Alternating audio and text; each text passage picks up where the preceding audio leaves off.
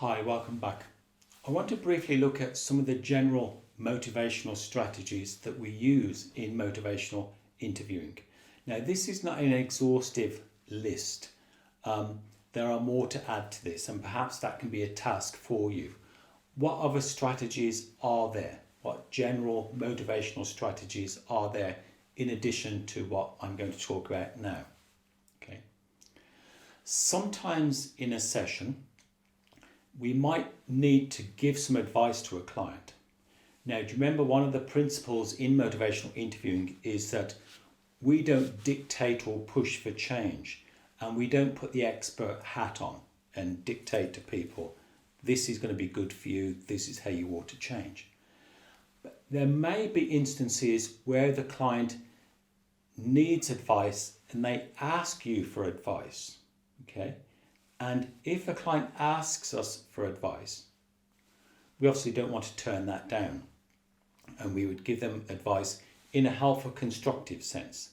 But we're not advising them on what changes to implement. Okay? There's a balance to be struck there. If we feel the need once in a while to give a piece of advice to a client, we don't put the expert hat on and say, okay, you ought to do X, Y, and Z because A, B, and C said that that's a good thing to do. Okay? What we do is we word it in a way that respects the client's individuality. Okay? We could say, for example, okay, this issue that you're describing to me, it's a difficult challenge. I totally acknowledge that. Really can be difficult. Would you like me to share with you what other clients in a very similar circumstance, what they have found useful in this situation?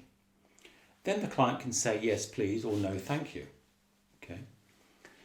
We can also give advice to a client by saying,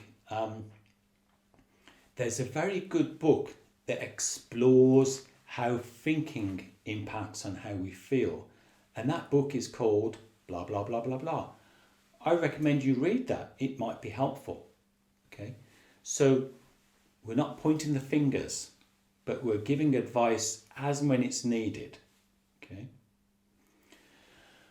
Another general motivational strategy is helping to gradually remove barriers to change.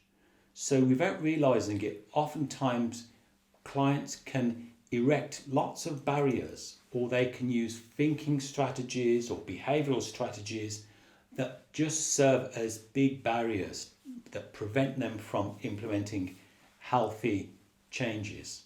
Okay, so gradually we can help them to break down those barriers and difficulties using some of the strategies that we talk about in this course. Another general strategy is providing choice. Remember, the client is always in the driving seat here. Okay, we're helping to facilitate, we're helping to provide an environment where we can explore change together, and perhaps the client might want to implement change. But over and above all of that, we're providing choice. It's the client's choice as to whether they want to explore change, whether or not they want to implement change, where they want to go from here. We mustn't pressurize them either way. Okay. Part of our job in a general sense also is to help decrease desirability of the problematic behavior. So where it's smoking, for example, one of the strategies that we've already talked about is asking the client to list some of the difficulties or some of the unpleasant things about smoking. Okay, explore some of the health issues. What has their doctor said about smoking and symptoms relating to that for them? Okay, so gradually we're helping the client to uncover and pick apart the evidence that ideally will decrease the desirability, gradually in a tactful, compassionate way, decrease the desirability of the problematic behavior. Another general strategy is to practice empathy during all of the sessions, right from the very get-go in the first session. we need to be empathic, okay? Not sympathetic. Sympathy is quite different to empathy. With empathy, we put ourselves in the client's shoes. We acknowledge that change can be really difficult, and change doesn't always have to happen in one fell swoop. It can be a gradual process that builds over time. It can be frightening. Change can be stressful. Change can be difficult. Okay? We practice empathy. We let the client know that we feel for them. We can imagine how this must be feeling. It is difficult. Okay? Different to sympathy. Sympathy is where we feel sorry for somebody, and that wouldn't be helpful in working with clients. So practice empathy.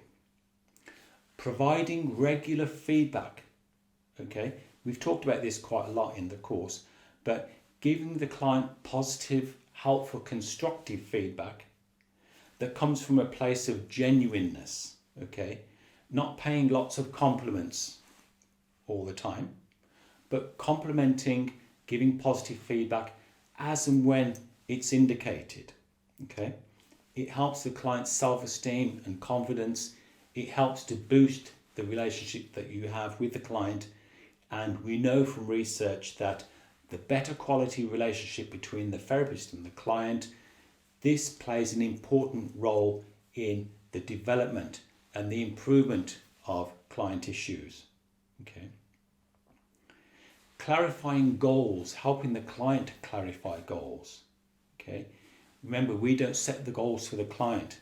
We provide the environment where they can explore which goals they want to work towards for themselves. Part of our job here is to clear away gradually, tactfully, some of the clutter and help to clarify those goals and help to, not to reimpose, help to bring those goals center stage for the client. Okay. And finally, active helping. Active helping is where we're involved in helping and supporting the client, but we're not doing the work for them. We're active, they're active. It's like a partnership during those professional sessions, okay? And we're supporting each other towards a common goal, okay? So we're actively helping. Hope that makes sense. Okay, more in a short while. Thank you very much. Bye-bye.